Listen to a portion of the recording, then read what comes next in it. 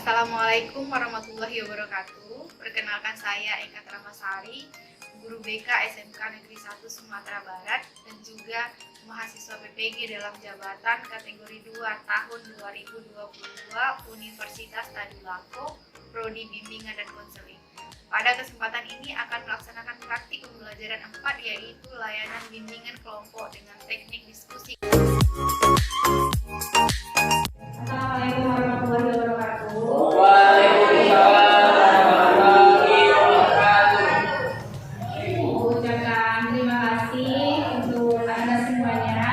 Yang sudah bersedia berkesempatan hadir di ruangan ini bersama Ibu untuk melaksanakan kegiatan bimbingan kelompok.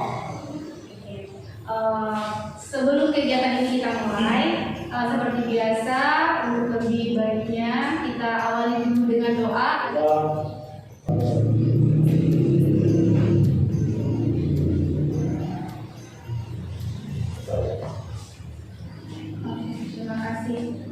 Gimana kabarnya hari ini? Baik, Bu. Sehat ya? Alhamdulillah. Sehat, alhamdulillah. Oke. Jadi sudah siap untuk kita memulai kegiatan? Siap sudah. Ini kan kita akan melaksanakan kegiatan bimbingan kelompok. Bimbingan kelompok itu adalah salah satu layanan dari bimbingan dan konseling. Dan dalam kegiatan ini nanti kita akan membahas satu topik. Topik itu adalah topik yang sedang hangat terjadi di sekitar kita, yang sering kita dengar atau mungkin yang sering kita lihat. Jadi topik itu yang akan kita bahas secara bersama-sama dengan nuansa berkelompok seperti ini. Dan dengan tujuan bimbingan kelompok itu sendiri, yang pertama itu untuk menambah wawasan kita semua, Anda semua tentang topik yang akan kita bahas nanti.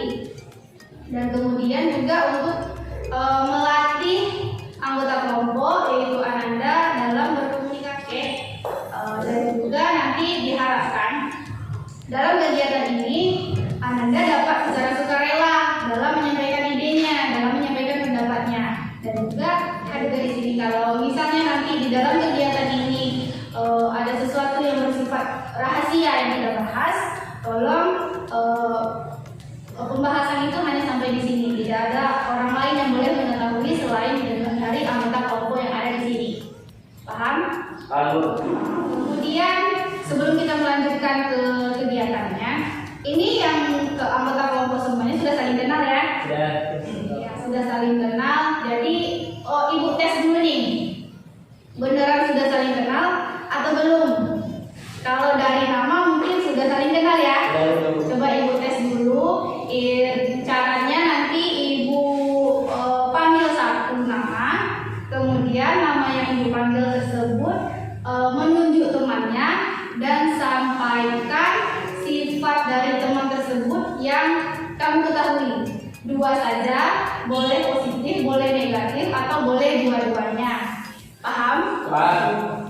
Ibu tunjuk siapa ya? Tiara.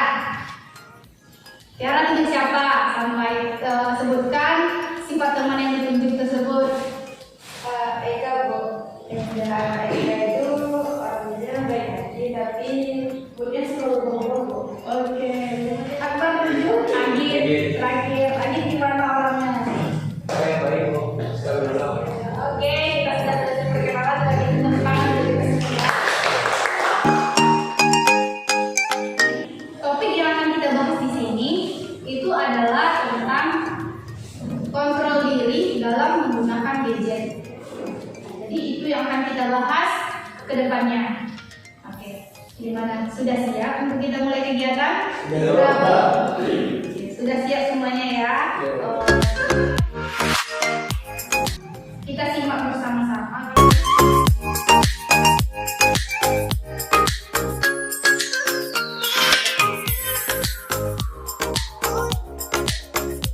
Oke, itu videonya. Sudah sama-sama kita saksikan isi videonya.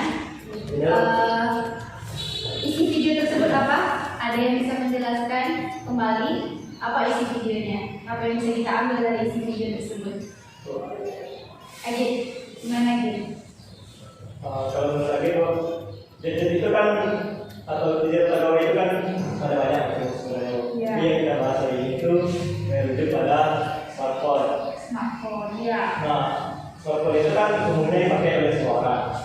Jadi ada banyak manfaat dan mudaratnya dalam smartphone itu. Iya.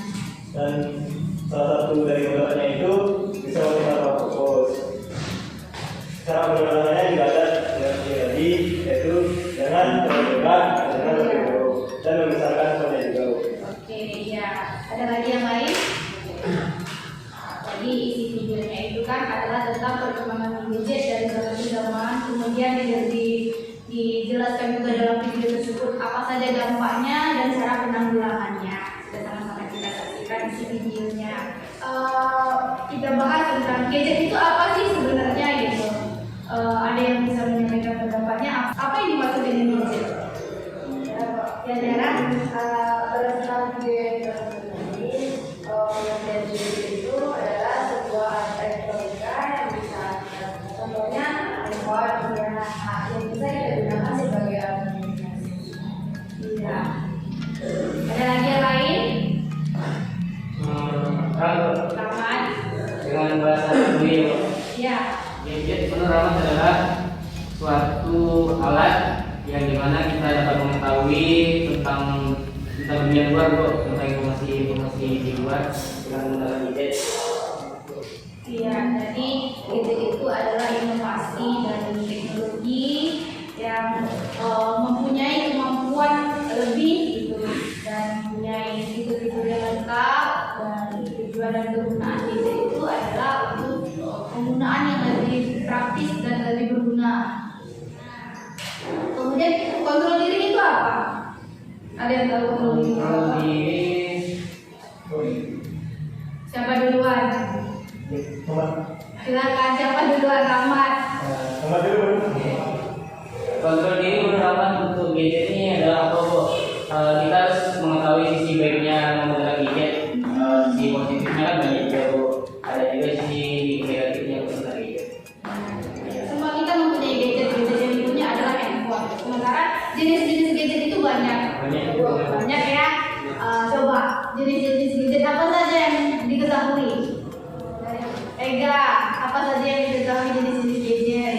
Handphone, Ya, laptop, ya, iya. Jadi gadget itu bukan cuma handphone saja, banyak jenis-jenis gadget lainnya seperti ya yang pertama sekali yang kita punya itu handphone. Dan kemudian ada laptop, ada tablet, iPad, ada komputer, kamera digital itu juga termasuk kepada gadget. Kemudian kita membahas tentang dampak positif dan dampak negatif dari penggunaan gadget. Kita sama-sama punya gadget ya. Tentu kita seharusnya sudah mengetahui kenapa kita memilih menggunakan, karena kita sudah mengetahui apa itu manfaatnya dan apa itu mudaratnya tadi kata Adit. Boleh berpendapat siapa yang bisa menyampaikan apa sih dampak positif dan dampak negatifnya dari penggunaan gadget itu? Tunjuk tangan ya cowok-cowok. Si Akbar dari dulu.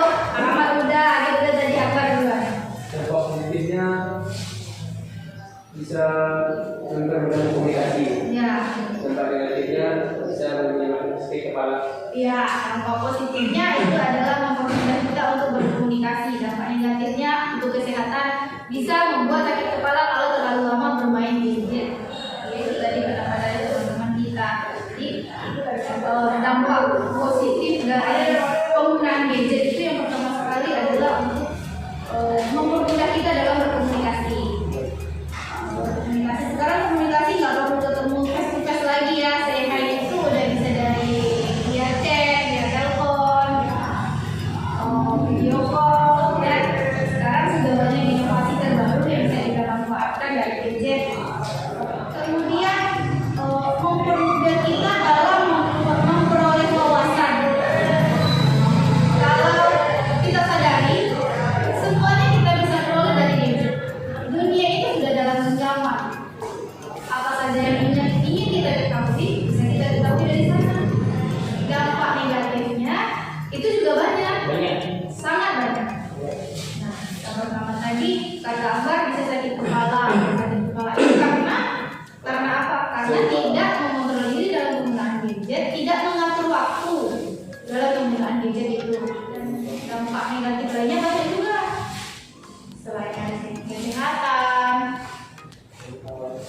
mental. Terus apa lagi? Dampak lainnya? Kalau untuk pembelajaran gimana? Jika tidak bisa mengontrol diri, itu akan banyak mudaratnya, banyak kerugian kita.